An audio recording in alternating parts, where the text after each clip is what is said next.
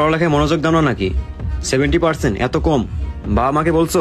এমনিতে আপনার ছেলের তো 65% আসছে, সে আপনাকে বলে নাই? তুমি কিভাবে জানলে? ওই আমাদের মেসেঞ্জারে কথা হয়। দেখো তো আমার মেসেঞ্জারে কি হয়েছে, তোমাকে এসএমএস দিতে পারতেছি না। ও আচ্ছা, আমি তো আপনাকে ব্লক করছি। রমি সাহেব, আসেন, বসেন বসেন। আপনার ছেলেকে কাল বিকালে এত জোরে বাইক চালাইতে দেখছি, পুরো দিন আওয়ারেগিরি করে। কিরে আঙ্কেল, এগুলো কি বলতেছে? আরে বাবা, উনার ছেলে কল দিছিল, ও নাকি সাদের সাথে কট খায়া রাস্তায় আটকা পড়ছিল। আমি যদি ঠিক সময় না যাইতাম, ওনার ছেলে তখন হাসপাতালে থাকে। আচ্ছা আচ্ছা, সিসন সাহেব বাদ দেন, আপনি এই খাবার খান। দিন দিন চিকন হয়ে যাচ্ছেছো, বাপ মা খাবার টাবার দেয় না নাকি? কি বলবো আঙ্কেল, দুঃখের কথা, কিছু কিছু রিলেটিভ আছে আমাদের বাড়ির খাবার খেয়ে মোটা হয়েছে। সারা দিন ঘরে এসে পড়ে থাকে, বাড়ির সব খাবার খেয়ে ফেলে, হয়তো তাদের ঘরে চাল ফুরে গেছে।